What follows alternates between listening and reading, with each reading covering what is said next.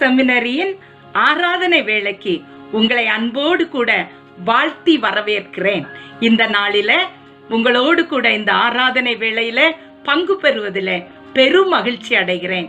நாம் இந்த வேளையில ஜெபம் செய்து இந்த நாளுக்குரிய ஆராதனை வேளைக்குள்ளே போகிறோம். நாம் ஜெபம் செய்வோமா?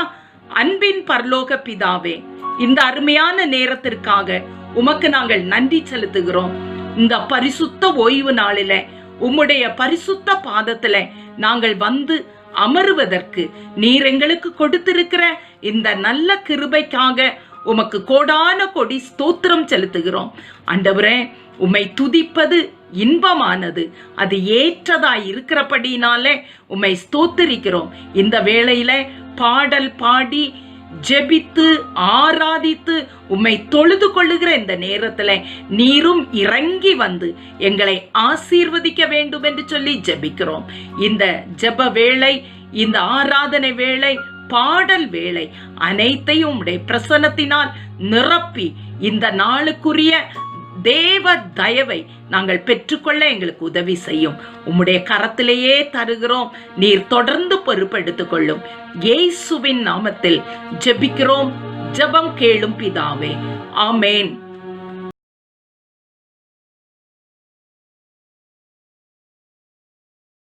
இந்த நேரத்திலும் நாம் ஒரு பாடலை பாடி தேவனை துதிக்க போகிறோம். பாடல் வேளைக்குள்ளே நாம் கடந்து செல்லுவோம்.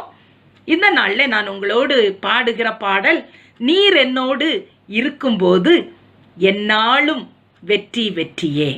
தேவன் நம்ம கூட இருக்கும்போது நமக்கு நிச்சயமான ஒரு வெற்றி உண்டு. தெரிந்த பாடல்தான். எல்லாரும் என்னோடு கூட இணைந்து பாடுங்கள்.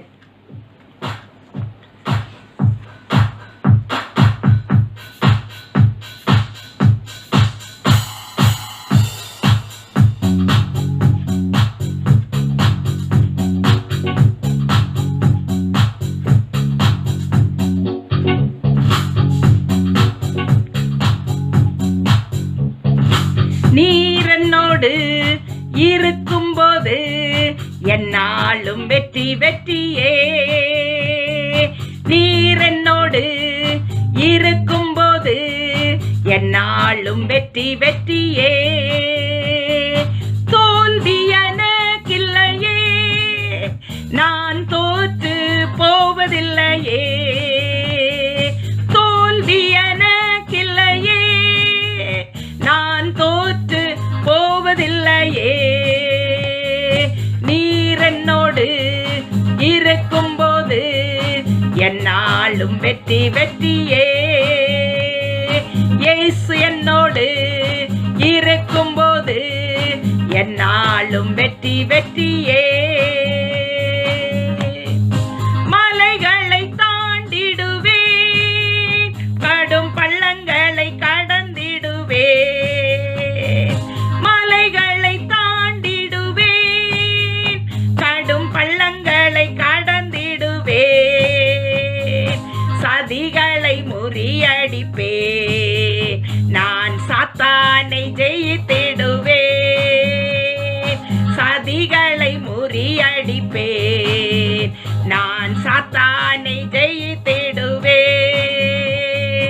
ஹல்லேலூயா, ஹல்லேலூயா, ஹல்லேலூயா, ஓ ஹல்லேலூயா, ஹல்லேலூயா, ஹல்லேலூயா, ஹல்லேலூயா, ஓ ஹல்லேலூயா. நீர் என்னோடு இருக்கும்போது என்னாலும் வெற்றி வெற்றியே. இயேசு என்னோடு இருக்கும்போது என்னாலும் வெற்றி வெற்றியே. சிறைச்சாலை கதவுகளும் என் துதியினால் உடைந்திடுமே. சிறைச்சாலை கதவுகளும் என் துதியினால் உடைந்திடுமே. அபிஷேகம் எனக்குள்ளே, நான் ஆடி பாடி மகிழ்ந்திடுவேன். அபிஷேகம் எனக்குள்ளே, நான் ஆடி பாடி மகிழ்ந்திடுவேன். ஹalleluya ஹalleluya ஹalleluya ஹோ ஹalleluya ஹalleluya ஹalleluya ஹalleluya ஹோ ஹalleluya நீர் என்னோடு இருக்கும்போது என்னாலும் வெற்றி வெற்றியே இயேசு என்னோடு இருக்கும்போது என்னாலும் வெற்றி வெற்றியே மரணமுன் கூரெங்கே பாதாளமுன் ஜெயமெங்கே மரணமுன் கூரெங்கே பாதாளமுன் ஜெயமெங்கே கிறிஸ்து எனக்கு ஜீவன் சாவனுக்கு ஆதாயமே கிறிஸ்து எனக்கு ஜீவன் சாவனுக்கு ஆதாயமே ஹalleluya ஹalleluya ஹalleluya ஹோ ஹalleluya ஹalleluya ஹalleluya ஹalleluya ஹோ ஹalleluya நீர் என்னோடு இருக்கும்போது என்னாலும் வெற்றி வெற்றியே இயேசு என்னோடு இருக்கும்போது என்னாலும் வெற்றி வெற்றியே தோல்வி எனக்கில்லையே நான் தோற்று போவதில்லையே தோல்வி எனக்கில்லையே நான் தோற்று போவதில்லையே நீர் என்னோடு இருக்கும்போது என்னாலும் வெற்றி வெற்றியே இயேசு என்னோடு இருக்கும்போது என்னாலும் வெற்றி வெற்றியே பாடல் பாடி மகிமைப்படுத்தினா இப்பொழுது தேவாதி தேவனும் கர்த்தாதி கர்த்தரும் நம்முடைய இரட்சகருமாகிய இயேசுவிடம் ஆராதிக்க போகிறோம். நாம் எல்லாரும் கண்களை மூடி தேவ சமூகத்துல பயத்தோடும் பக்தியோடும் நாம் ஆராதனை செய்வோமா? கண்களை மூடிக்கொள்ளுவோம்.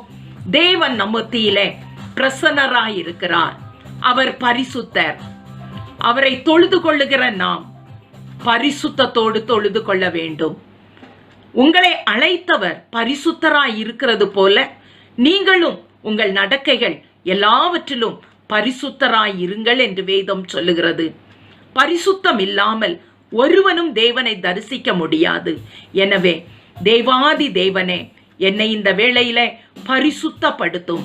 உம்முடைய இரத்தத்தினால் என்னை கழுவும். என் பாவமற என்னை கழுவி என்னை முதலாவது சுத்திகரியும் என்று கேட்போமா? ஆண்டவரே, எங்களை கழுவி பரிசுத்தப்படுத்தும். அன்றைக்கு ஏசாயா உம்முடைய சமூகத்திலே வந்த போது சேனைகளின் தேவனாகிய கர்த்தர் பரிசுத்தர் பரிசுத்தர் பரிசுத்தர் என்று தேவாலயத்திலே கேருபீன்களும் சேராபீன்களும் பரிசுத்த தெய்வமாகிய உம்மை தொழுது கொண்ட அந்த இடத்துல நான் அசுத்த உதடு உள்ள மனுஷன் என்று உணர்ந்ததை போல நாங்களும் எங்கள் அசுத்த தன்மை நீங்க ஆண்டவரே எங்களை சுத்திகரியும் என்று கேட்கிறோம். எங்களை சுத்திகரியும், எங்களை பரிசுத்தப்படுத்தும். உம்மை ஆராதிக்க போகிற இந்த நேரத்துல உம்முடைய ஆராதனைக்குரிய மகிமையினால் என்னை நிரப்புங்கப்பா, என்னை நிரப்புங்க, எங்களை நிரப்புங்க. நாங்க உங்களை துதிக்கிறோம் ஆண்டவரே. அப்பா, நான் எந்த இடத்துல இருந்து நாங்க கர்த்தரை துதிக்கிறோமோ அந்த இடத்துல இறங்கி வந்து நீர் ஆசீர்வதிப்பேன் என்று வாக்கு பண்ணி இருக்கிறீரே. எனவே நாங்கள் தொழுது கொள்ளுகிற இந்த நேரத்துல இந்த ஸ்தானத்துல பரிசுத்த ஆவியானவர் இந்த ஸ்தானத்துல இறங்கி வருவீராங்க. தேவ மகிமையினால் நிரப்புவீராங்க. ஓ ஹல்லேலூயா, ஹல்லேலூயா, ஹல்லேலூயா. உம்மை துதிக்கிறோம் ஆண்டவரே. இந்த காலத்திலும் எந்த நேரத்திலும் நன்றியால் உம்மை நான் துதிப்பேன். இயேசுவே, உம்மை நான் துதிப்பேன் துதிப்பேன், எந்த வேளையிலும் துதிப்பேன். இயேசுவே, உம்மை நான் துதிப்பேன் துதிப்பேன், எந்த வேளையிலும் துதிப்பேன். துதிப்பேன்.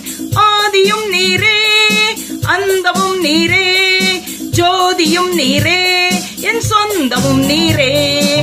ஆதியும் நீரே, அந்தமும் நீரே, ஜோதியும் நீரே, என் சொந்தமும் நீரே. எந்த காலத்திலும் எந்த நேரத்திலும் நன்றியால் உம்மை நான் துதிப்பேன். இயேசுவே உம்மை நான் துதிப்பேன், துதிப்பேன், எந்த வேளையிலும் துதிப்பேன். இயேசுவே உம்மை நான் துதிப்பேன், துதிப்பேன், எந்த வேளையிலும் துதிப்பேன். வானிலும் நீரே, பூவிலும் நீரே, ஆழியில் நீரே, என் ஆபத்தில் நீரே. வானிலும் நீரே, பூவிலும் நீரே, ஆழியில் நீரே, என் ஆபத்தில் நீரே. எந்த காலத்திலும் எந்த நேரத்திலும் நன்றியால் உம்மை நான் துதிப்பேன். இயேசுவே உம்மை நான் துதிப்பேன், துதிப்பேன், எந்த வேளையிலும் துதிப்பேன். இயேசுவே உம்மை நான் துதிப்பேன், துதிப்பேன், எந்த வேளையிலும் துதிப்பேன். துன்ப நேரத்தில் இன்பமும் நீரே, இன்னல் வேளையில் மாறாதவர் நீரே. துன்ப நேரத்தில் இன்பமும் நீரே, இன்னல் வேளையில் மாறாதவர் நீரே. எந்த காலத்திலும் எந்த நேரத்திலும் நன்றியால் உம்மை நான் துதிப்பேன். இயேசுவே உம்மை நான் துதிப்பேன், துதிப்பேன், எந்த வேளையிலும் துதிப்பேன். இயேசுவே உம்மை நான் துதிப்பேன், துதிப்பேன், எந்த வேளையிலும் துதிப்பேன். இயேசுவே உம்மை நான் துதிப்பேன், துதிப்பேன், எந்த வேளையிலும் துதிப்பேன். இயேசுவே உம்மை நான் துதிப்பேன், துதிப்பேன், எந்த வேளையிலும் துதிப்பேன். என்னுள்ளம் தேவன் பால் பொங்கி வழியுதே, இயேசன்னை ரட்சித்தார் நான் நாடி பாடுவேன். அவரும் அறியாரே என்னுள்ளம் பொங்குதே, என்னுள்ளம் பொங்கி பொங்கி பொங்கி பொங்கி வழியுதே. ஆக என்னுள்ளம் தேவன் பால் பொங்கி வழியுதே, இயேசன்னை ரட்சித்தார் நான் நாடி பாடுவேன். அவரும் அறியாரே என்னுள்ளம் பொங்குதே, என்னுள்ளம் பொங்கி பொங்கி பொங்கி பொங்கி வழியுதே. ஆக என்னுள்ளம் தேவன் பால் பொங்கி வழியுதே, இயேசன்னை ரட்சித்தார் நான் நாடி பாடுவேன். எவரும் அறியாரே என்னுள்ளம் பொங்குதே, என்னுள்ளம் பொங்கி பொங்கி பொங்கி பொங்கி வழியுதே.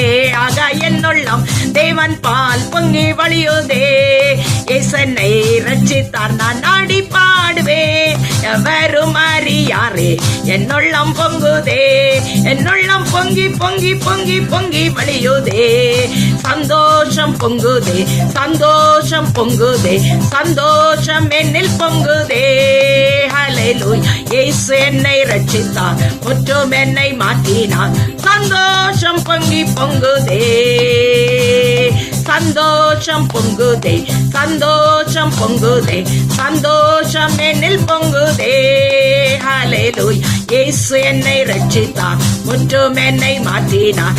சந்தோஷம் என்னில் பொங்குதே. எந்த காலத்திலும் எந்த நேரத்திலும் நன்றியால் உம்மை நான் துதிப்பேன். இயேசுவே உம்மை நான் துதிப்பேன், துதிப்பேன், எந்த வேளையிலும் துதிப்பேன். இயேசுவே உம்மை நான் துதிப்பேன், துதிப்பேன், எந்த வேளையிலும் துதிப்பேன். ஹல்லேலூயா, ஹல்லேலூயா, ஹல்லேலூயா, ஹல்லேலூயா. நன்றியோடு நன்றியோடு துதிக்கிறோம், நன்றியோடு துதிக்கிறோம், நன்றியோடு துதிக்கிறோம். அநாதி தேவனே, நீர் எங்களுக்கு அடைக்கலமாயிருந்தீர். எந்த காலத்திலும் எந்த நேரத்திலும் உம்மை நாங்கள் தொழுது கொள்ளுகிறோம், உம்மை ஸ்தோத்திரிக்கிறோம். நீர் உம்மை ஆராதிக்க, உம்மை பாடி துதிக்க, உம்மை மகிமைப்படுத்த, உம்மை உயர்த்தி காண்பிக்க, அப்பா நீர் தந்த இந்த நல்ல வேலைக்காக உமக்கு ஸ்தோத்திரம். உம்முடைய பிரசன்னம் அப்படியே எங்களை சூழ இறங்கினதற்காக ஸ்தோத்திரம். உம்முடைய மகிமை எங்களை சூழ்ந்திருப்பதற்காக ஸ்தோத்திரம். ஆண்டவரே, நீர் பெரிய காரியங்களை இது முதற்கொண்டு என்றென்றைக்கும் எங்களுக்கு செய்கிறதற்காக நன்றி செலுத்துகிறோம். தொடர்ந்து உம்முடைய புதுபலனினாலே நிரப்பும். ஆண்டவரே, இந்த நாளில அப்பா, தேவையோடு காத்திருக்கிறவர்களுடைய தேவைகளை சந்தியும். திருமணத்திற்காய் காத்திருக்கிற பிள்ளைகளுக்கு திருமண வாழ்வை ஏற்படுத்தி தாரும். சுக பிரசவத்திற்காய் காத்திருக்கிற பிள்ளைகளுக்கு சுகமான பிரசவத்தை தாரும். நல்ல வேலை வாய்ப்பிற்காக காத்திருக்கிற எங்களுடைய வாலிபர்களுக்கு நல்ல வேலை வாய்ப்புகளை தாரும். ஆண்டவரே, சுகவீனத்தோடு இருக்கிற பிள்ளைகளுடைய பலவீனங்களை நீக்கி அருளும். அப்பா, பல தரப்பட்ட தேவைகளோடு நிற்கிற பிள்ளைகளுடைய காரியங்களில் ஜெயத்தை தாரும். எங்கள் தேசத்தை விட்டு கொரோனா என்கிற இந்த வைரஸை அப்புறப்படுத்தி போடும். ஆண்டவரே அப்பா, நல்ல சுகமுள்ள சமாதானமுள்ள நன்மையான காலங்களை கர்த்தர் எங்களுக்கு தந்தருளும்படி ஜெபிக்கிறோம். ஆண்டவரே, எல்லையில இருக்கிற பதட்டங்களை எல்லாம் மாற்றி போடும். ஆண்டவரே, எங்கும் சமாதானத்தை கிருபையாய் தாரும். அப்பா, உம்முடைய சமூகத்துல நாங்கள் எங்களை தாழ்த்தி ஜெபிக்கிறோம். குற்றங்கள் குறைவுகள் எல்லாவற்றையும் மன்னித்தருளும். தயவாய் பொறுத்தருளும். உமக்கு பிரியமான பாதையில எங்களை ஆசீர்வாதமாய் நீர் வழி நடத்தி செல்லும். ஆண்டவரே, இந்த நாளில எங்களோடு அப்பா, இந்த பாடல் வேளையில, ஆராதனை வேளையில, ஜெப வேளையில இணைந்து ஆராதித்து ஜெபித்த அத்தனை பிள்ளைகளையும் ஆசீர்வதியும். நிறைவான பலன் இயேசு கிறிஸ்துவின் நாமத்தினாலே அன்பு பிள்ளைகளுக்கு உண்டாகும்படி ஆசீர்வதிக்கிறோம். உம்முடைய கரத்திலேயே தாழ்த்தி தருகிறோம். பொறுப்பெடுத்துக் கொள்ளுங்க. இயேசு ரட்சகரின் நாமத்தில் ஜெபிக்கிறோம். ஜெபம் கேளும் பிதாவே. ஆமேன், ஆமேன். இந்த ஆராதனை வேளையில நாம் இவ்வளவு நேரமும் தேவனை ஆராதிப்பதற்கு, பாடல் பாடுவதற்கு, ஜெபிப்பதற்கு கர்த்தர் நமக்கு உதவி செய்திருக்கிறார். கர்த்தர் உங்களை தொடர்ந்து ஆசீர்வதிப்பார். செய்தியை கேளுங்கள். கர்த்தர் செய்தி வேளையில உங்களோடு பேசுவார். பெரிய காரியங்களை நீங்கள் பெற்றுக்கொள்ளப் போகிறீர்கள். ஆமேன்.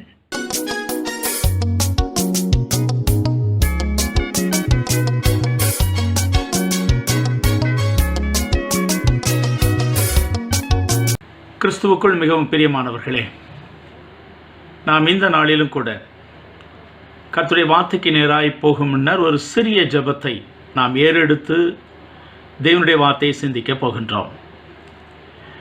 கிருபை இரக்கம் நிறைந்த தகப்பனே, நம்முடைய கிருபையான இந்த ஆராதனைக்காக உமக்கு நாங்கள் நன்றி சொல்கிறோம்.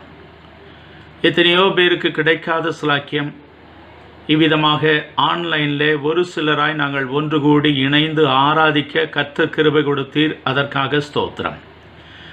இப்பொழுதும் கர்த்தாவை ஆராதித்த நாங்கள், உம்மோடு பேசிய நாங்கள் உம்முடைய வார்த்தையை கேட்க கடந்து வந்திருக்கிறோம். எங்களை கர்த்தாவே ஆசீர்வதிக்க சித்தம் கொண்ட தேவன் எங்களோடு பேசும், எங்களை வழிநடத்தும், காத்து கொள்ளும், பெரிய காரியங்களை செய்யும். இந்த வசனங்கள் மூலமாக ஆவியானவர் இடைப்பட்டு இவர்களை எங்களை ஆசீர்வதியும். இயேசுவின் நாமத்தினால் பிதாவே, ஆமென். கிறிஸ்துவுக்குள் அருமையான சகோதர சகோதரிகளே, நாம் இவ்விதமாக தெய்வ கிருபையோடு ஒவ்வொரு வாரமும் சியோன் குடும்பமாக, சியோன் செமினரியில் படிக்கிற பிள்ளைகளாக, சியோன் செமினரியில் பணிபுரிகின்ற பல விரிவுரையாளர்கள் எல்லோரும் சேர்ந்து ஐக்கியம் கொண்டு ஆராதிக்கிற ஒரு ஆராதனையாக இந்த ஆராதனை இருந்து வருகிறது. அதற்காக கர்த்தரை துதிக்கிறேன். நாம் தேவ கிருபையோடு இவ்விதமாக இணைந்திருக்கின்றோம். தேவ கிருபையோடு அநேகருக்கு ஆசீர்வாதமாக மாறும்படி இந்த காலகட்டத்தில் கர்த்தர் நம்மை பயிற்றுவித்து வருகிறார், பயன்படுத்தி வருகிறார். ஆகவே இந்த ஆராதனை உங்களுக்கு நிச்சயமாய் ஆசீர்வாதமாய் இருக்கிறது என்று அநேகர் பகிர்ந்து கொண்டீர்கள். தொடர்ந்து மற்றவர்களுக்கும் அறிமுகப்படுத்தி இந்த ஆராதனையிலே நீங்களும் பங்கு பெறுங்கள், மற்றவர்களையும் பங்கு பெற உற்சாகப்படுத்துங்கள். இந்த நாளிலும் கூட தெய்வ கிருபையோடு நாம் ஒரு சில வசனங்களை யோவான் எழுதின சுவிசேஷத்தில் இருந்து 9ஆம் அதிகாரம் 1 சில வசனங்களை நாம் வாசித்து சிந்திக்க இருக்கின்றோம். நிச்சயமாக என்ன வார்த்தையை இந்த காலகட்டத்திற்கு ஏற்ற விதமாக கொடுப்பது என்று கர்த்தரிடத்தில் ஜெபித்த போது கர்த்தர் இந்த வார்த்தைகளை என் உள்ளத்திலே போட்டார். அது என்னை உற்சாகப்படுத்தியது. உங்களையும் நிச்சயமாய் உற்சாகப்படுத்தும் என்று கர்த்தருக்குள் விசுவாசிக்கிறேன். நான் அந்த வசனங்களை உங்களுக்காக முதலாவது வாசிக்கிறேன், கேளுங்கள். யோவான் 9ஆம் அதிகாரம் 1 முதல் வாசிக்கின்றேன். அவர் அப்புறம் போகையில் பிறவிக்குருடனாகிய ஒரு மனுஷனை கண்டார். அப்பொழுது அவருடைய சீசர்கள் அவரை நோக்கி, ரபி, இவன் குருடனாய் பிறந்தது யார் செய்த பாவம்? இவன் செய்த பாவமோ இவனை பெற்றவர்கள் செய்த பாவமோ என்று கேட்டார்கள்.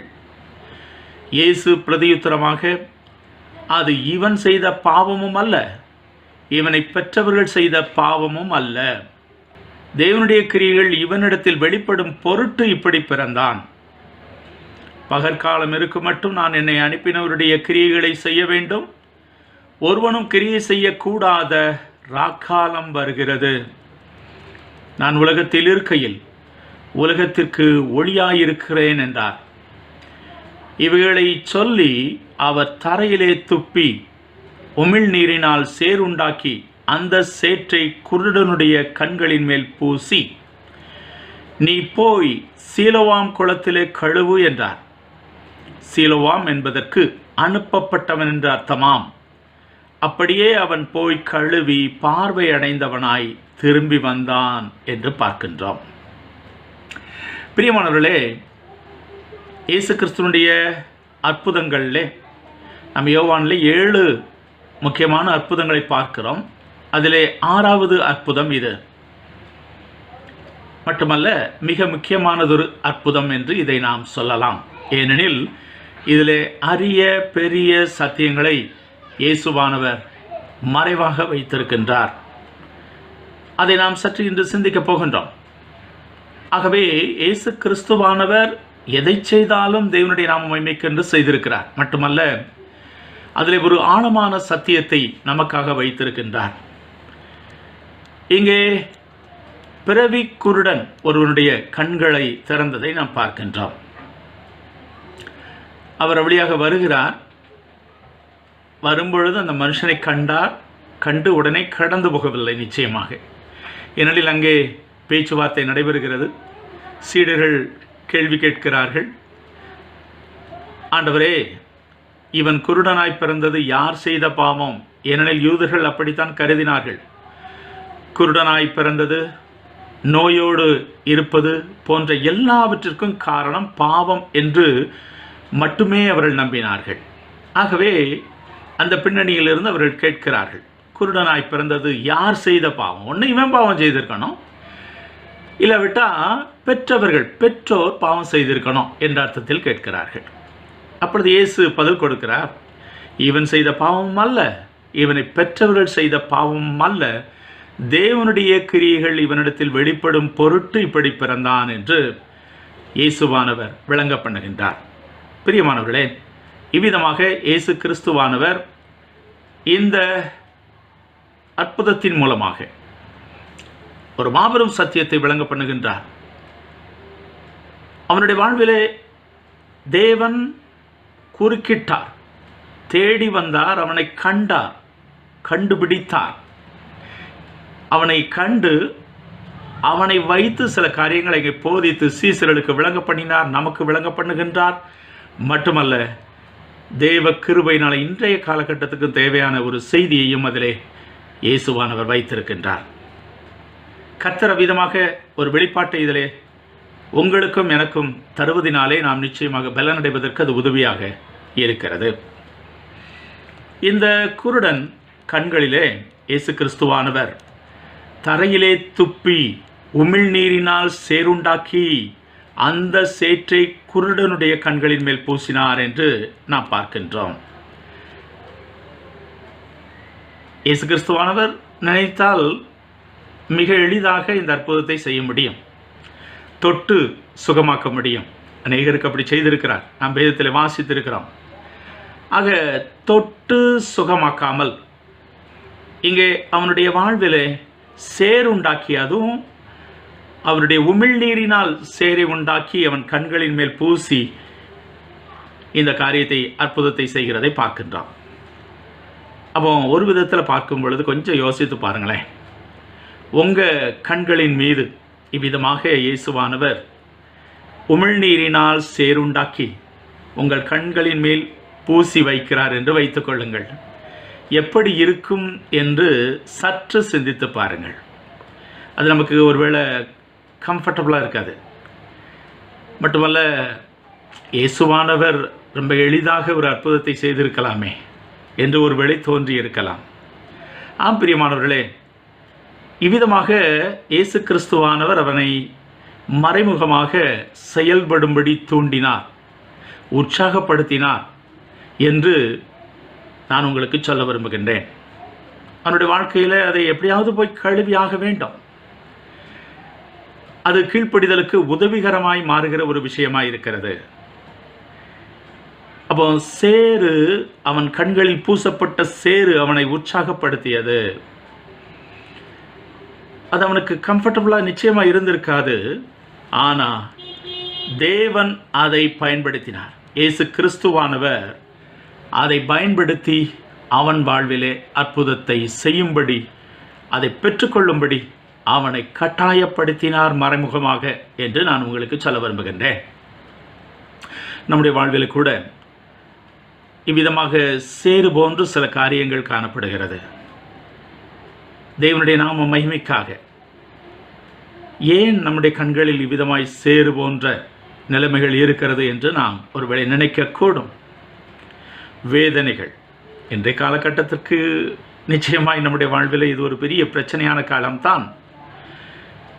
ஏன் கொரோனா வைரஸ், ஒருவேளை ஊழியர்கள் நாங்கள் பலரிடம் பல வேளைகளில் பேசிக்கொள்ளும் போது அதுதான் கேள்வியாக எங்கள் முன்னிலையில் வந்து கொண்டு இருக்கிறது. கர்த்தர் ஏன் விடுதலையை இன்னும் தர மறுக்கிறார்? ஒருவேளை எவ்வளவாய் எல்லோரும் ஜெபிக்கிறோமே, ஏன் இதை அனுமதித்தார்? ஏன் இதிலிருந்து விடுதலையை தர இன்னும் கர்த்தர் தாமதிக்கிறார் என்று சொல்லி ஒருவேளை நமக்கு புரியவில்லை. ஆனால் தேவநாமம் மகிமைப்படுகிறது என்பதை நாம் நிச்சயமாய் அறிகின்றோம், நிச்சயமாய் பார்க்கின்றோம். அநேகர் தேவனிடம் திரும்புகிறார்கள், அநேகர் வேதத்தை அதிகமாய் வாசிக்கின்றார்கள். இன்றைய காலகட்டத்தில் அதிகமாக ஜெபிக்கிறார்கள். எல்லாமே நடக்கிறது. காரணம், தேவநாமம் ஒரு விதத்தில், அநேக காரணங்கள் இருக்கலாம், தேவன் இந்த கொரோனா வைரஸ் காரியங்களை அனுமதித்ததற்கு பல காரணங்கள் இருக்கலாம். அதற்கு இதுதான் அதுதான் என்று சொல்வதற்காக நான் இப்பொழுது வரவில்லை. ஆனால் ஒரு காரணம் இருக்கிறது, தேவ நாம மகிமை வெளிப்படுவதற்காக. நம்முடைய வாழ்க்கையில் கூட நாம் அப்படிப்பட்ட ஒரு சூழலில் தான் இன்று இருக்கிறோம். கண்களில் சேறு பூசப்பட்டது போல ஒரு கம்ஃபர்ட் இல்லாத ஒரு வாழ்க்கையின் மத்தியிலே போய் கொண்டிருக்கிறோம். நமக்கு அது புரியவில்லை. ஆனால் இந்த மனிதனுக்கும் புரியவில்லை. ஆனால் இயேசுவானவர் அதை செய்தார். அவன் அற்புதத்தை பெறும்படிக்கு, அவன் செயல்படும்படிக்கு இயேசு கிறிஸ்து அவனை கட்டாயப்படுத்தினார் என்று தான் சொல்ல வேண்டும். பிரியமானவர்களே, நம்முடைய வாழ்க்கையில் இவ்விதமாக சில சேறு போன்ற, நான் பாவத்தை கூறவில்லை இந்த இடத்துல, சேறு என்று சொல்கிற காரியம் உங்கள் வாழ்வில் இருக்கிற பாவத்தையோ அசுத்தத்தையோ பற்றி நான் சொல்லவில்லை. இங்கே இயேசுவின் அற்புதம் நிகழ்வதற்கு அவனுடைய வாழ்விலே சேறு பூசப்பட்டது போல என் வாழ்க்கையில், உங்கள் வாழ்க்கையில் இன்று ஒரு அசௌகரியமான நிலையில் தான் இருக்கிறோம். ஏனென்று புரியாத நிலையில் தான் இருக்கிறோம். ஆனால் அது தேவநாம மகிமைக்கென்று செயல்பட போகிறது, செயல்பட்டு கொண்டிருக்கிறது. கர்த்தர் அதில் பெரிய காரியத்தை செய்ய போகின்றார். இந்த மனிதனுடைய வாழ்க்கையிலே அதைத்தான் பார்க்கிறோம். அவனை செயல்பட வைப்பதற்கு இது உற்சாகமூட்டுகிற ஒரு இன்சென்டிவாக இருந்தது என்று கூட நாம் சொல்ல முடியும். ஒருவேளை நம்முடைய வாழ்க்கையில் சில வேளைகளில் சேறு இவ்விதமாய் கண்களில் பூசப்படாத நிலையில் நாம் கீழ்ப்படியாதவர்களாய் சில வேளைகளில் இருக்க வாய்ப்பு இருக்கிறது. ஆகவே இது ஒரு விதத்தில் பார்ப்போமானால் கட்டாயப்படுத்தி நம்மை கீழ்ப்படிய வைக்கிற ஒரு காரியம். இந்த சேறு இந்த மனிதனுடைய வாழ்வில் அவனை கட்டாயப்படுத்தியது. அவன் சீலோவாம் குளத்திற்கு போவதை தவிர வேறு வழியில்லை. அவன் உட்கார்ந்து கொண்டிருக்க நேரமில்லை. அவன் அதை செய்துதான் தீர வேண்டும். பிரியமானவர்களே, தேவன் நம்முடைய வாழ்க்கையில் அப்படித்தான் தேவ பிள்ளைகளாகிய உங்கள் வாழ்க்கையில், என் வாழ்க்கையில் நிறைய நேரங்கள் அப்படி தான் செயல்படுகிறார் என்பதை புரிந்து கொள்ளுங்க பிரியமானவர்களே. நமக்கு சேரு ஏன்னு புரியாமல் இருக்கலாம். நமக்கு ஒருவேளை அது அசௌகரியமாக இருக்கலாம். ஒருவேளை ஏன் கர்த்தர் இப்படி செய்கிறார் என்று எரிச்சல் ஊட்டுகிறதாக இருக்கலாம். ஆனால் தேவநாமம் நிச்சயமாய் மகிமைப்பட போகிறது என்பதை நாம் புரிந்து கொள்ள வேண்டும். நாம் தேவனோடு கீழ்ப்படிந்து போவதற்கு இது உதவுகிறதா இருக்கிறது. அந்த மனிதன் வாழ்க்கையில் அந்த கீழ்ப்படிதலை தூண்டிய ஒரு காரியம் இது சேரு. ஆகவே நாம் இந்த சேரு போன்ற காரியங்களை நாம் உதாசீனப்படுத்தக்கூடாது. நாம் இதை அள்ள தட்டிவிடக்கூடாது. ஏதோ தற்சமயமாய் நடந்த விஷயமாய் நினைக்கக்கூடாது. தேவ பிள்ளைகளாகிய நீங்களும் நானும் இதை உணர வேண்டும் என்று கர்த்தர் எதிர்பார்க்கிறார். நம்முடைய வாழ்வில் இருக்கிற சேறுகள் எங்கே இருக்கிறது? ஒருவேளை நம்முடைய கண்கள் மீது பூசப்பட்டதாக ஒருவேளை இருக்குதா? ஒருவேளை நம்ம அதிலிருந்து வெளியே வர தேவன் கட்டாயப்படுத்துகிறார் என்பதை இந்த அற்புதத்தின் மூலமாய் புரிந்து கொள்வோமாக. பிரியமானவர்களே, நம்முடைய வாழ்க்கையிலே தேவன் விரும்புகிற காரியத்தை செய்வதற்கு சில வேளைகளிலே சேரையும் பயன்படுத்துகிறார். நமக்கு அசௌகரியமான காரியங்களையும் பயன்படுத்துகிறார். நம்முடைய வாழ்க்கையில் இல்லாவிட்டால் நாம் கீழ்ப்படிய மாட்டோம் என்று சில வேளைகளில் தேவன் ஒருவேளை நினைக்கக்கூடும். ஆகவே அவர் இந்த மனிதனுக்கு செய்தது போல, ஆனால் உற்சாகப்படுத்தத்தான் இதை தந்திருக்கிறார். எப்படியாவது விடுதலை பெற்று விடுவதற்கு அவனை செயல்பட தூண்டுவதற்காகத்தான் இதை செய்தார். உங்களுக்கும் எனக்கும் அப்படித்தான் செய்து கொண்டு இருக்கிறார். இன்றைய காலகட்டத்தில் நாம் அமைதியாக இருக்கிற காலம் அல்ல. இந்த காலகட்டத்தில் நாம் அமைதியாக இருந்துவிட்டு ஏதோ வாழ்வதற்காக வாழ்கிற ஒரு வாழ்க்கையை எனக்கும் உங்களுக்கும் தரதில்லை. நிச்சயமாக நாம் தேவனுக்காக செயல்பட அழைக்கப்பட்டிருக்கிறோம். இந்த அமைதியான காலகட்டத்திலும் நீங்களும் நானும் எப்படியாவது செயல்பட்டு தான் ஆகணும். ஏதோ ஒரு விதத்தில் தேவன் உங்களையும் என்னையும் பயன்படுத்த விரும்புகின்றார் என்பதை புரிந்து கொள்ளுங்கள் பிரியமானவர்களே. சரி, அப்போ இந்த நாளிலே நீங்கள் புரிந்து கொள்ளுங்க, இந்த கொரோனா வைரஸ் நமக்கு சேறு போன்று காணப்படுகிறது. இதை நாம் எந்த விதத்திலாவது இந்த காலகட்டத்தை பயன்படுத்தி தேவநாம மகிமைக்கென்று நம்முடைய வாழ்விலே சில காரியங்களை தேவன் செய்து கொண்டிருக்கிறார், செய்ய போகின்றார், கீழ்ப்படிய வைக்கின்றார், சத்தியத்திலே வளர்க்கின்றார். நாம் அதிகமாக இந்த காலகட்டத்தில் தான் நாம் ஒரு காலகட்டத்திலே சொன்னோம், கர்த்தர் பார்த்து கொள்வார், கர்த்தர் பார்த்து கொள்வார் என்று சொன்னோம், விசுவாசத்தில் சொன்னோம். ஆனால் கர்த்தர் பார்த்து கொள்கிறார் என்பதை இன்று நாம் ப்ராக்டிக்கலாக பார்க்குறோம். வேலைவாய்ப்பு இல்லை அநேகருக்கு, ஆனால் கர்த்தர் உங்களையும் என்னையும் போஷிக்கின்றார். அநேகருடைய வாழ்விலே வேதனைகள், துக்கம், அநேகர் நம்பிக்கையற்ற நிலைக்கு போய்விட்டார்கள். ஆனால் இன்றும் நம்பிக்கையோடு உங்களையும் என்னையும் வைத்திருக்கிறார் என்றால் ரியல் லைஃபை உண்மையாக நம்முடைய வாழ்வில் இயேசு கிறிஸ்துவானவர் ஜீவனுள்ளவராய் இருக்கிறதை உணர வைக்கின்றார். பிரியமானவர்களே, இதை சேரு நம்மை கட்டாயப்படுத்துகிறது. இந்த கொரோனா வைரஸ் இயேசு கிறிஸ்துவானவர் உண்மையாகவே என் வாழ்வில் உங்கள் வாழ்வில் போதுமானவர் என்பதை உணர வைத்துக் கொண்டிருக்கிறது என்பதை நாம் அறிந்து கர்த்தரை துதிக்கப் போகின்றோம், துதிக்க வேண்டும். அது மூலமாக தேவநாமம் மகிமைப்பட போகிறது. இந்த காலகட்டத்திலே கர்த்தர் உங்களை கொண்டு உங்களை உருவாக்கி பெரிய காரியங்களை செய்ய போகின்றார் என்பது உண்மை.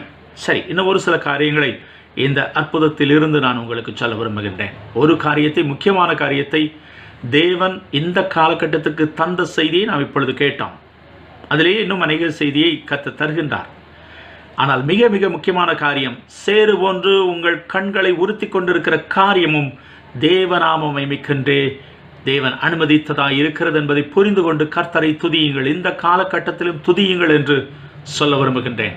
இந்த காலகட்டத்திலும் கர்த்தர் இதை பயன்படுத்துகின்றார். அடுத்த ஒரு காரியத்தை நாம் இதில் கற்றுக்கொள்ள இருக்கின்றோம். அவன் பிறவியிலேயே குருடனாய் இருந்த காரியத்தை வைத்து கர்த்தர் அந்த சீடர்களுக்கும் நமக்கும் விளங்க பண்ணுகிறார். இது பாவத்திற்கான தண்டனை அல்ல, இது பாவத்திற்கான தண்டனை அல்ல. பிரியமானவர்களே, இன்று அநேக கிறிஸ்தவர்கள் அதைத்தான் செய்கின்றார்கள். வாழ்விலே எந்த ஒரு குறைபாடு வந்தாலும், நீ என்ன பாவம் செய்தியோ, நீ எங்க தேவனுக்கு விரோதமாய் செயல்பட்டாயோ அப்படின்னு தான் சொல்கிறத நம்ம பார்க்குறோம். பிரியமானவர்களே, தேவனை விட்டு வெளியே போகும்போது சில காரியங்கள் நடக்கலாம், உண்மைதான், இல்லை என்று நான் கூறவில்லை, அது இல்லை என்று சொல்லவில்லை. ஆனால் அதே வேளையிலே நம்முடைய வாழ்க்கையில் நடக்கின்ற குறைவுகள், சில வேதனைகள், சில தடைகள், அது எல்லாமே நம்முடைய பாவத்தினால் என்று சொல்லக்கூடாது, எல்லாமே சாத்தான் செய்கிறது என்று சொல்லக்கூடாது. அது அடுத்த ஒரு காரியம். எல்லாமே நீ செய்த பாவம், அதனால தான் பாடுபடுகிற அப்படின்னு சொல்கிறாங்க. ஒன்று. ரெண்டாவது, இன்னொரு கூட்டம் எப்போது எதெடுத்தாலும் சாத்தான் சாத்தான் சாத்தான். தூக்கம் வந்தாலும் சாத்தான் தூக்கம் தந்துருதான்யா, ஒரே ஜபமே பண்ண முடியல, தூக்கமாக வருது. சில பேர் இன்னும் மாற்றி சொல்லுவாங்க, தூக்கம் வரலனாலும் அந்த சாத்தான் இருக்கானே தூங்க விட மாட்டேங்கான், கண்ணிமையை பிடிச்சிக்கிட்டு தான் அப்படின்னு சொல்கிறாங்க. இப்போ எல்லாவற்றையுமே சாத்தான் அப்படின்னு நம்ம சொல்வோம்னா, அப்போது நாம் தொழுகிற தேவன் எங்கே போனார்? நாம் வைராக்கியம் கொண்டு அவருக்காக உபவாசித்து ஜெபித்து ஊழியம் செய்து வாழ்க்கையை ஒப்பு கொடுத்து வேலையை விட்டு கர்த்தருக்காக வாழ வந்து எல்லாம் செய்கிறோமே, இதுக்கெல்லாம் நம்முடைய தேவன் செயல்படாமல் போய்விடுவாரா? இல்லாவிட்டால் அவர் எங்கே போனார்? அவருடைய வல்லமையை தாண்டி பிசாசானவன் எல்லாவற்றையும் செய்து விடுவானா? அப்போதான் நம்ம தேவனையே தொழுது கொள்ள வேண்டியது இல்லையே. கொஞ்சம் யோசிக்கணும் பிரியமானவர்களே. எல்லாமே சாத்தான் அல்ல, எல்லாமே பாவத்தினால் உண்டான காரியமும் அல்ல. ஒருவேளை இந்த கொரோனா வைரஸுக்கு மக்கள் போதிக்கிற நிறைய காரியங்கள், சொல்கிற காரியம், மக்கள் பாவம் பாவம் பாவம். ஒரு விதத்தில் அது இருக்கலாம். நான் இன்னொரு விதத்தில் சொல்ல விரும்புகிறேன், தேவநாம மகிமைக்கும் அது இருக்கலாம். இந்த பிறவிக்குருடனை பார்த்த பொழுது சீடர்களே அப்படிதான் நினைத்தாங்க. இது இவன் பாவம் செஞ்சிருக்கணும், இல்லாட்டா இவனுடைய பெற்றோர் பாவம் செஞ்சிருக்கணும், அதனால் இவன் கஷ்டப்படுறான், குருடனாக பிறந்திருக்கிறான் என்று சொல்கிறத பார்க்கிறான். நீங்கள் யோவான் 9:3 பார்த்தீர்களானால் இயேசு கிறிஸ்துவானவர் அந்த விளக்கத்தை கொடுக்கிறார். தேவனுடைய கிரியைகள் வெளிப்படும் பொருட்டு தான் எப்படி பிறந்தான், அதாவது குருடனாக பிறந்தான் என்று சொல்கின்றார். அப்போ கொஞ்சம் ஆழமாக சிந்தித்தோம்னா, தேவனுடைய கிரியைகள் வெளிப்பட ஏதோ ஒன்றை தேவன் நம்மில் வைத்திருக்கிறார் என்பதை நம்ம புரிந்து கொள்ளணும். இந்த மனுஷன் நினைத்து கூட பார்த்துருக்க மாட்டான், பெற்றோரும் நினைத்து கூட பார்க்கல, சீடர்களே நினைத்து பார்க்கல. அதுக்கு முன்னையே அவனுடைய வாழ்விலே ஒரு காரியத்தை இயேசு வைத்திருந்தார், தேவன் வைத்திருந்தார். அனாதி திட்டத்தினாலே அவன் வாழ்விலே குருடனாய் பிறப்பதை தேவன் முடிவு செய்திருந்தார் என்று சொல்ல விரும்புகின்றேன். ஏன்னா உலக தோற்றத்துக்கு முன்னே உங்களையும் என்னையும் தெரிந்து கொள்கிற தேவன் அவர். உன் தாயின் கருவில் உருவாகும் முன்னே உன்னை நான் தெரிந்து கொண்டேன் என்று சொல்கிற தேவன். அப்போ என் வாழ்க்கை குறித்து, உங்கள் வாழ்க்கை குறித்து ஒரு திட்டமுடைய தேவன் நம்முடைய தேவன். இந்த குருடனுடைய வாழ்விலே கூட தேவன் அப்படிதான் செய்தார். அவன் பிறப்பதையே, குருடனாக பிறப்பதை தேவன் முடிவு செய்திருக்கிறார் என்று நீங்கள் புரிந்து கொள்ள முடியும். ஏன்னா இயேசு சொல்லிட்டாரு, தேவனுடைய கிரியைகள் வெளிப்படும் பொருட்டு தாயாம இப்படி பிறந்தான் என்று சொல்லிவிட்டார். நம்முடைய வாழ்க்கையில் கூட, இந்த செய்தியை கேட்டுக்கொண்டிருக்கிற உங்கள் வாழ்க்கையில் கூட சேறு உண்டாக்கி சில காரியங்களை செய்ய வேண்டியிருக்குது தேவன். உங்கள் வாழ்க்கையில் இருக்கிற சில குறைகள், தேவைகள், சில காரியங்களுக்காக நம்ம ஜெபம் பண்ணுறோம், எவ்வளோதான் ஜெபம் பண்ணுறோம், ஆனால் அதில் விடுதலை பெற முடியல. சிலர் எத்தனையோ ஊழியர்களுக்கு எழுதி போட்டு ஜெபம் பண்ண சொல்லியிருப்பாங்க. சில பேர் எவ்வளவோ உபவாசம் இருந்து பார்த்தாச்சு, ஆனால் எனக்கு தேவன் இதில் விடுதலையே தரமாட்டேங்கிறாரே அப்படின்னு சொல்கிற சில காரியங்கள் உங்கள் வாழ்க்கையில் இருக்கலாம். ஆனால் இதெல்லாம் ஒரு காரியத்தை நமக்கு விளங்க பண்ணுகிறது, தேவன் தம்முடைய மகிமையை நாளுக்கு நாள் விளங்க வைத்து கொண்டே இருப்பதற்காக. நமக்கு எல்லாமே நிறைவாயிட்டுனா நம்ம நிச்சயமாக நிறைய பேர் தேவனண்டை இருக்கிறது இல்லை, அது உண்மை. அதை நீங்கள் புரிந்து கொள்ளணும். சில பேர் பார்த்தீங்கன்னா, எனக்கு இந்த கடன் மட்டும் மாறிட்டா நான் கர்த்தரை அப்படி துதிப்பேன், இப்படி துதிப்பேன், அவரோடய இருப்பேன். ஆனால் இல்லை பிரியமானவர்களே, வாழ்வில் எந்த பிரச்சனையும் முழுமையாக அப்படியே தீர்ந்து விடுகிறதில்ல. வாழ்க்கை என்பதே போராட்டம் தான், பிரச்சனை தான். ஒரு பிரச்சனை முடிஞ்சால் இன்னொரு பிரச்சனை. சில பேர் சொல்லுவாங்க, என் பிள்ளைக்கு கல்யாணம் மட்டும் முடிஞ்சிட்டா பிரச்சனையே முடிஞ்சது. இல்லை, கல்யாணம் முடிஞ்சோடனே அடுத்த பிள்ளை பிறந்தோடனே அடுத்து பேர பிள்ளைக்கு செய்ய வேண்டியது, அடுத்து அந்த பிள்ளையை கவனிப்பது, வளர்ப்பது, இப்படி வாழ்க்கை என்பது இவ்விதமாய் பிரச்சனையோடு கூடியது தான். ஆகவே நம்முடைய வாழ்வில் புரிந்து கொள்ளணும், தேவன் நம்மோடு கூட இப்படிப்பட்ட பலவீனத்தின் மத்தியில் சிறப்பாக அருமையாக நடத்தி செல்கிறத பார்க்க வைக்கிறவர். தேவனுடைய கிரியை நம்மில் வெளிப்படுவதற்கு பல விதங்களில் செயல்படுகிறார். இந்த குருடன் வாழ்க்கையிலே பிறவியிலேயே குருடனாய் பிறக்கும்படிக்கு சூழ்நிலையிலே அனுமதித்திருந்தார் என்று நாம் பார்க்கலாம். ஏமி கார்மைக்கல் அம்மையார், டோனாவர் ஃபெலோஷிப் உங்களுக்கு தெரியும். அந்த கார்மைக்கல் அம்மையார் வட அயர்லாந்தில் பிறந்தவர்கள்.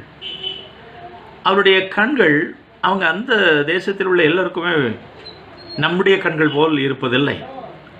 அப்போ அவர்களுக்கு வித்தியாசமாக இருந்ததினால் அவங்க அப்பொழுது நினைத்தார்களாம், ஏன் ஆண்டவரை எனக்கு மட்டும் இப்படி கண்கள் என்று சொல்லி வருத்தப்பட்டதுண்டு, ஜெபித்ததுண்டு என்று எழுதியிருக்கிறார்கள். ஆனால் பிறகுதான் தெரிஞ்சது, இந்தியாவில் டோனாவூரில் வந்து இந்தியர்கள் மத்தியில் ஊழியம் செய்யத்தான் அப்படி ஒரு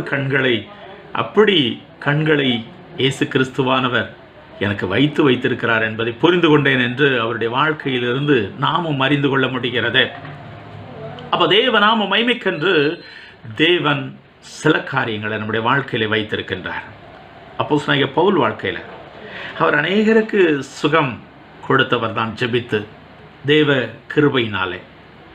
ஆனால் அவருடைய சரீரத்தில் இருந்த முள் 3 தரம் அவர் வேண்டிக் கொண்ட பிறகும் கூட நீங்காதபடி தேவன் அனுமதித்தார்.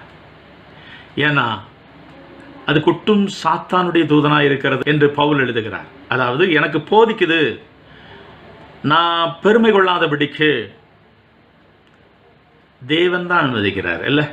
அப்போ இதில் புரிந்து கொள்ளுங்க, நம்முடைய வாழ்விலே தேவனுடைய கிருபை வெளிப்பட, தேவனுடைய மகிமை வெளிப்பட தேவன் சில காரியங்களை என்னுடைய வாழ்க்கையில் வைத்திருக்கிறார் என்பதை இந்த அற்புதத்திலே நாம் பார்க்க முடிகிறது. அங்கே இயேசு கிறிஸ்துவானவர் அதைத்தான் அங்கே விளங்க பண்ணினார்.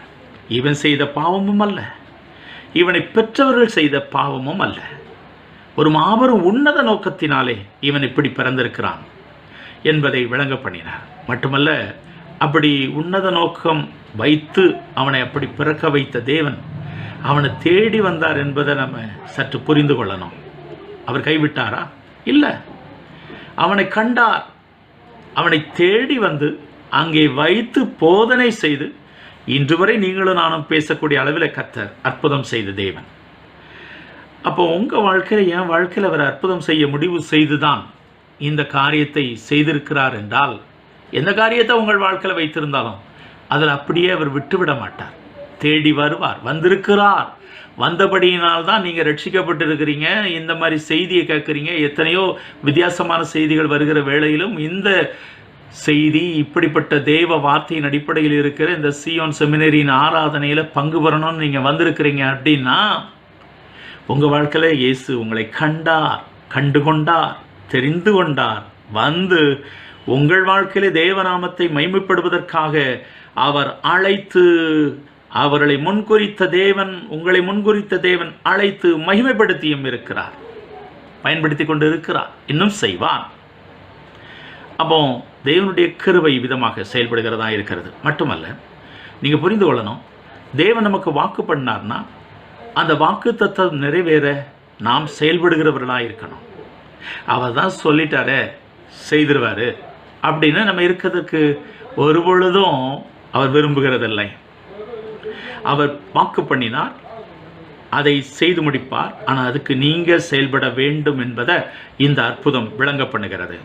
நீ போய் கழுவு, என்னால் அற்புதம் செய்ய முடியும், ஆனால் நீ உன்னுடைய கடமையை, நீ செய்ய வேண்டியதை செய் என்று இயேசுவானவர் செயல்பட வைத்ததை பார்க்கிறோம். நம்முடைய காரியங்கள் செயல்பட கர்த்தர், அதாவது நம்முடைய பார்ட் அதில் இருக்கணும்னு விரும்புகின்றார். யோசுவா வாழ்க்கையில் நம்ம அதை பார்க்கிறோம். யோசுவாவுக்கு வாக்கு பண்ணினார், நிச்சயமாக யோசுவாவோடு இருப்பேன் என்று அவர் சொன்னார். ஆனாலும் என்ன சொல்கிறார், நான் உங்களுக்கு விளங்க பண்ணுகின்றேன். யோசுவா 1:1 முதல் 2 வரை உள்ள வசனங்களை வாசிக்கிறேன். கர்த்தருடைய தாசனாகிய மோசே மரித்த பின்பு கர்த்தர் மோசேயின் ஊழியக்காரரான நூனின் குமாரன் யோசுவாவை நோக்கி, என் தாசனாகிய மோசே மரித்து போனான். இப்பொழுது நீயும் இந்த ஜனங்கள் எல்லாரும் எழுந்து இந்த யோர்தானை கடந்து இஸ்ரவேல் புத்திரருக்கு நான் கொடுக்கும் தேசத்துக்கு போங்கள் என்று சொல்கின்றார். யோசுவா, உனக்கு நான் வாக்கு பண்ணது உண்மைதான். ஆனால் நீ எழுந்து, அதாவது உங்களுக்கு இந்த கானானுக்கு கொண்டு போய் சேர்ப்பேன், சுதந்திரிக்க பண்ணுவேன், எல்லாம் செய்வேன், சொன்னது தான். ஆனால் நீ எழுந்து இந்த யோர்தானை கடந்து நான் கொடுக்கும் தேசத்துக்கு நீங்கள் போகணும். ஆம் பிரியமானவர்களே, இந்த சத்தியத்தை புரிந்து கொள்ளுங்க. கர்த்தர் நமக்கு விடுதலை தருவார் என்று வாக்கும் பண்ணியிருப்பார். ஆனால் அதுக்காக நம்ம அப்படியே அமைதியாக இருக்க கர்த்தர் அழைக்கவில்லை. அதை பெறுவதற்கு வாக்கு தத்தத்தை நாம் தேவனிடத்தில் கிளைம் பண்ணி ஜெபிக்கணும். எனக்கு நீங்கள் இப்படி சொன்னீங்களா ஆண்டவரே, செய்யுங்க. இந்த காலகட்டத்தில் அது ரொம்ப முக்கியமானது ஒரு காரியம். கர்த்தருடைய எல்லா தீங்குக்கும் விலக்கி காப்பார் என்று சொன்ன அந்த வாக்கு தத்தத்தை நீங்கள் எப்பொழுதும் தினமும் அதிகாலை நேரத்தில் ஒவ்வொரு நேரத்திலும் ஜெபத்திலும் நீங்கள் சொல்லி கிளைம் பண்ணணும். அதை கேட்கணும். ஆண்டவற்றை சொன்னீங்களா ஆண்டவரே. ஆம் பிரியமானவர்களே, நம்முடைய பாற்று இருக்குது, நம்முடைய செயல்பாடு இருக்குது. இங்கே அதைத்தான் செய்கிறார். யோசுவா வாழ்க்கையில் அதைத்தான் நினைவுபடுத்துகிறார். நீ எழுந்து பெறப்படு, யோர்தானை கடந்து போ, தேசத்துக்கு போ, நான் உனக்கு தருவேன், நான் உன்னை விட்டு விலக மாட்டேன். நீ போகும் இடமெல்லாம் உன் தேவனாகிய கர்த்தர் உன்னோடு இருக்கிறார். உங்கள் வாழ்க்கையில் நீங்கள் வாக்கு தத்தத்தை ஒவ்வொரு ஆண்டும், ஒவ்வொரு நாளும், ஒவ்வொரு நிமிடமும் அது தேவன் தனிப்பட்ட முறையில் தருகிற விஷயம். ஆனால் லைஃபுக்குன்னு ஒரு வாக்கு தத்தத்தை கர்த்தர் தருவார். அதை நீங்கள் புரிந்து கொள்ளணும். லைஃப் ப்ராமிஸ்ன்னு ஒன்று இருக்குது. உங்கள் வாழ்நாள் முழுவதுக்கும் அவர் அந்த வாக்கு தத்தத்தை கொடுத்து அழைக்கிறவர். என்னுடைய வாழ்க்கையில் இந்த யோசுவா 1ஆம் அதிகாரத்தில் இருந்தால் கொடுத்தார். அதனால தான் ரமேஷ் ஜோஷுவா என்று பெயரை மாற்றினேன். இந்த வாக்கு தத்தத்தை எனக்கு இதுவும் அதே போல் வெளிப்படுத்தின விசேஷம் 3ஆம் அதிகாரத்திலும் இந்த வாக்கு தத்த வசனத்தை 2 ஒன்றே போல் இருக்கும் கொடுத்து என்னை நினைவுபடுத்தி அழைத்தார். அதுதான் என் வாழ்க்கை லைஃப் டைமுக்கு அதுதான் வாக்கு தத்தம். அதனால் நான் அதில் நம்பிக்கையோடு இருக்க முடிகிறது. என்னை விட்டு விலகவே மாட்டார் என்று அவர் சொன்னபடினாலே நான் ஒவ்வொரு விஷயத்திலும் அதை சொல்லி சொல்லி, ஆண்டவரே, ஊழியத்தில் என்னை கைவிட மாட்டீங்க, ஆரோக்கியத்தில் கைவிட மாட்டீங்க, என்னுடைய உலக வாழ்க்கையில் கைவிட மாட்டீங்க. ஏன்னா நீங்கள் சொல்லியிருக்கிறீங்க, நான் உன்னை விட்டு விலகுவதும் இல்லை, உன்னை கைவிடுவதும் இல்லை என்று சொல்லியிருக்கிறீங்க. அதை நம்பிதானே என்னுடைய வாழ்க்கையை ஒப்பு கொடுத்து வர வைத்தீங்க. செயல்படணும். வாக்கு தத்தத்தை உறுதியாக கேளுங்க. அதில் என்ன செய்ய சொன்னாரோ அதையும் செய்யணும். நிறைய பேர் வாக்கு தத்தங்களை கிளைம் பண்ண விரும்புவாங்க, ஆனால் அதுபடி செயல்பட விரும்ப மாட்டாங்க. அதில் இப்போ இதில் சொல்லியிருக்கிறாரு, புறப்பட சொல்லியிருக்காரு, கடந்து போய் சுதந்திரிக்க சொல்லியிருக்கிறார், யுத்தம் பண்ண சொல்லியிருக்கிறாரு. எல்லாம் அந்த யோர்தானை கடந்து போய் யோசுவா விதமாகவே செய்து சுதந்திரித்தார் அல்லவா? நம்முடைய வாழ்க்கையிலும் கர்த்தருக்காக எட சொன்னார், யூதர் அல்லாதிருந்தும் யூதர் என்று சொல்கிற பொய் சொல்கிற கூட்டத்தாரில் சிலரை உனக்கு கொடுப்பேன். ஆகவே நான் அந்த ஊழியத்தை, மெயினாக போதிக்கிற ஊழியத்தை உன்னை மெய்ப்பனும் போதகனுமாக ஏற்படுத்தினேன் என்று சொன்னார்.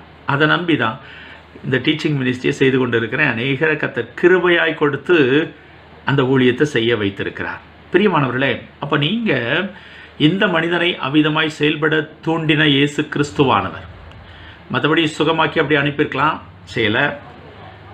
அவன் வாழ்க்கையிலே ஒரு மோட்டிவேஷன், ஒரு இன்சென்டிவ், ஒரு உற்சாகமூட்டுதலை செய்யும்படியாய், கீழ்ப்படிதலுக்கு ஒரு தூண்டுதலை கொடுக்கும்படியாய் சேருண்டாக்கி அவன் வாழ்க்கையிலே அவன் கண்களில் வைத்தது போல உங்கள் வாழ்விலும் அவருக்கு கீழ்ப்படிய, அவருக்காய் செயல்பட சில சூழ்நிலைகளை உங்கள் வாழ்க்கையிலே அனுமதிக்கத்தான் செய்கின்றார்.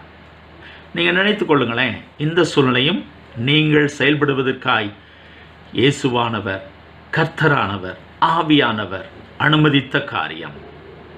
நம்ம அதை செய்து தாங்கணும். சும்மா இருக்க அழைக்கப்படலை, அப்படியே வீட்டிலே இருந்து மீதியான காரியங்களை கர்த்தர் பார்த்துக்கொள்வார் என்று சொல்வதற்கில்லை.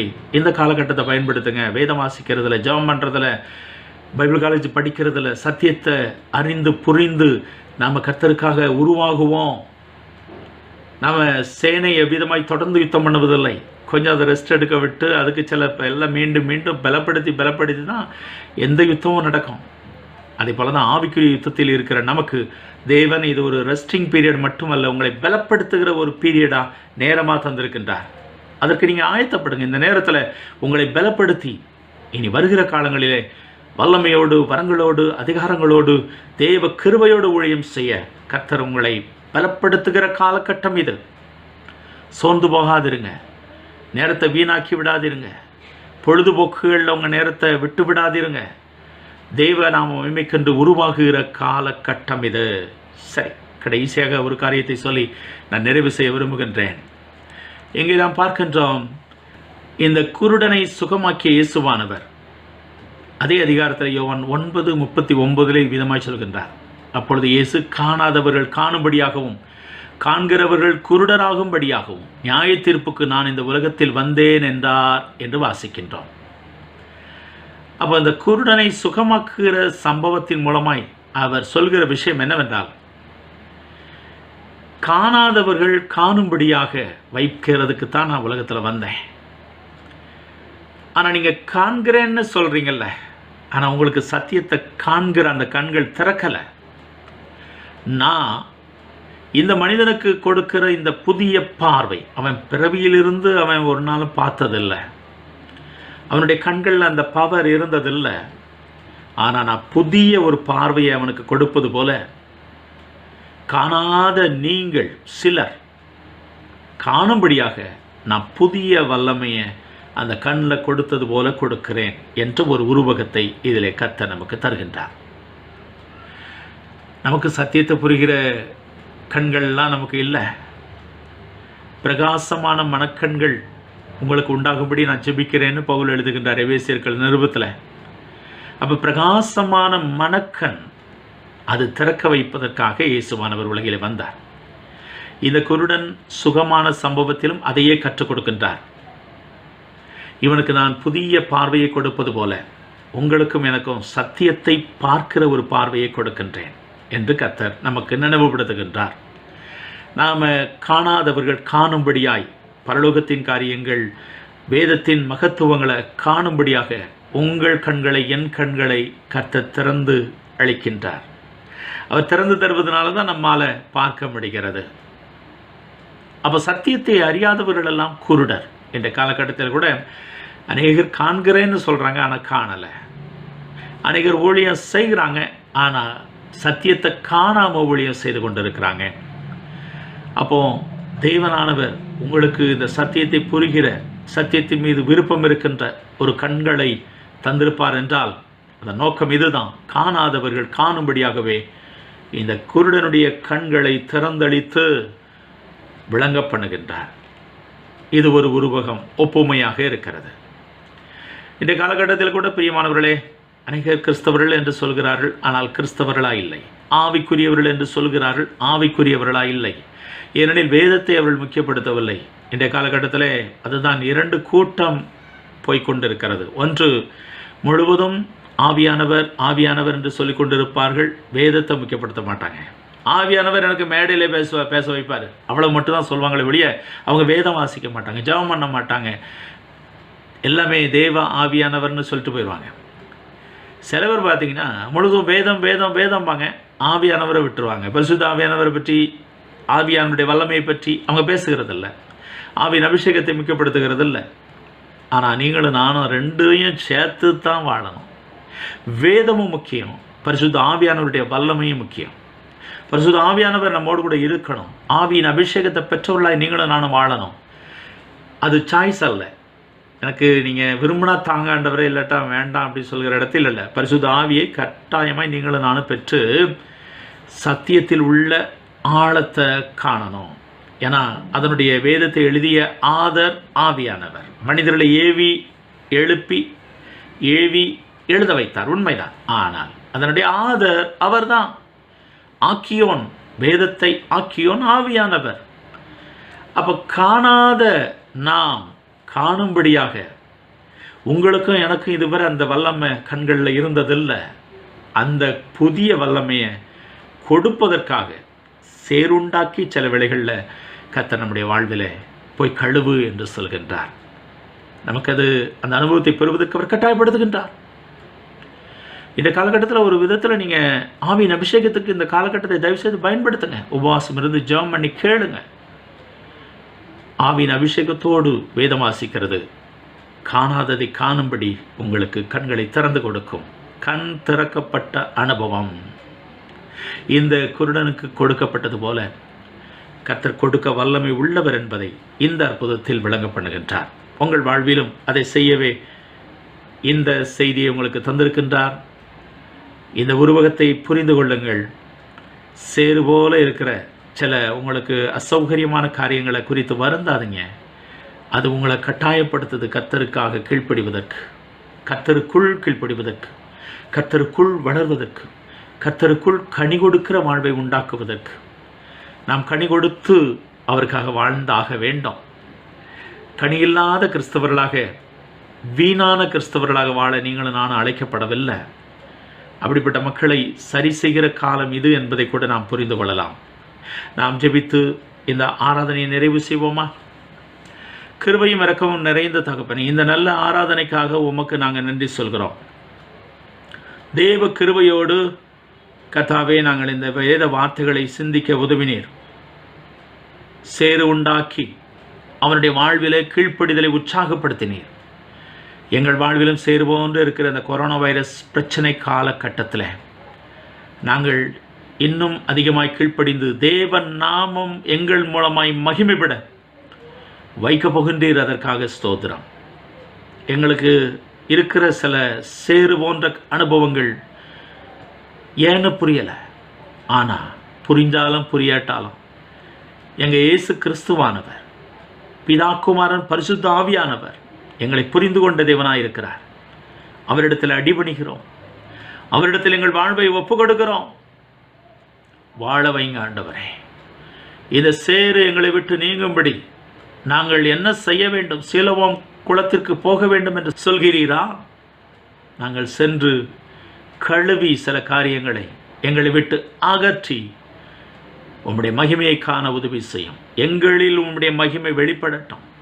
அந்த குருடன் மூலமாய் அந்த யூதர்கள் மத்தியிலே கர்த்தருடைய நாமம் மகிமைப்பட்டது போல ஆச்சரியமாய் மக்கள் இயேசுவை பார்த்த ஒரு சம்பவத்தை அவன் மூலமாக நிகழ்த்தினது போல, இந்த மாபெரும் சத்தியத்தை அவனை கொண்டு விளங்க வைத்தது போல எங்களை கொண்டு நீங்கள் விளங்க வைக்கின்றீர். அதற்காக ஸ்தோத்திரம். இது நாங்கள் செய்த பாவமும் அல்ல, பெற்றோர்கள் செய்த பாவமும் அல்ல. எங்கள் வாழ்விலே நாங்கள் இப்படி இருக்கிறது எங்கள் பாவத்தினால் உண்டான காரியம் அல்ல. தேவநாம மைமைக்கென்று எங்கள் வாழ்க்கையில் சில காரியங்களை நீங்கள் நடப்பிக்கின்றீங்க. அதை புரிந்து கொண்டு கர்த்தரை துதித்து எப்பொழுதும் முன்னேற உதவி செய்யும். எல்லா காரியங்களும் சாத்தான் செய்கிற காரியம் அல்ல. எல்லா காரியமும் அவனுடைய தூண்டுதலினால், அவனுடைய வல்லமையினால் எங்கள் வாழ்க்கையில் வருகிற விஷயம் அல்ல.